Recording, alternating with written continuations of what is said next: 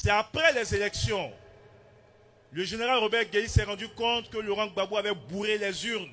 Oui, Gbagbo a triché pour être président de la République.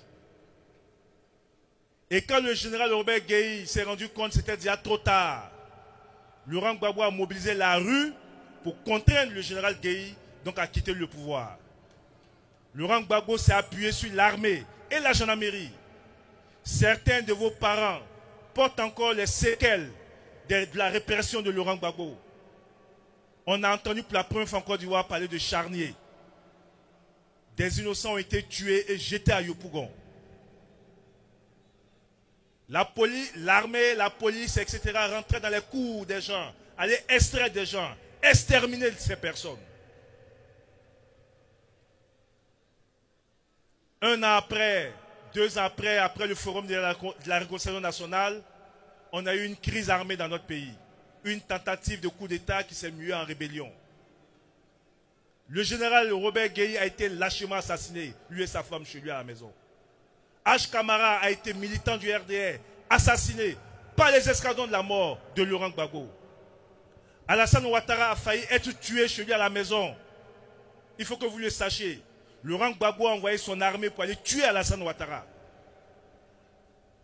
Il a eu sa vie sauve grâce à l'ambassade de l'Allemagne et grâce à l'ambassadeur de France. Donc celui qui parle n'est pas un homme neuf. Celui qui parle de liberté, de démocratie, voilà ce qu'il a fait quand il était président. Il a tué des gens. Il a fait tuer des gens. Et pour la première fois en Côte d'Ivoire, on a entendu parler d'escadrons de la mort. Des journalistes ont été assassinés. Jean Hélène. Des sièges de journaux ont été pillés. Sous Laurent Gbagbo, Nouveau Réveil, Le Patriote, 24 heures, etc. Sous Laurent Gbagbo, les journaux de l'opposition ont été attaqués par des jeunes patriotes qui allaient brûler les journaux. Aujourd'hui, à la télévision nationale, tout le monde parle sur NCI. On peut même traiter Alassane Ouattara de despote sur NCI et puis il n'y a rien.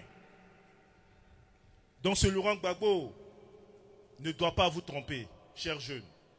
Il n'est pas neuf. Il veut revenir au pouvoir, certes, mais pour faire quoi? Tu veux être président pour faire quoi? Tu veux être président pour te venger d'Alassane Ouattara? Tu veux être président pour te venger de certains Ivoiriens? Ou bien tu veux être président parce que tu penses que tu as encore quelque chose à apporter aux Ivoiriens? Malheureusement, il n'a rien à apporter aux Ivoiriens.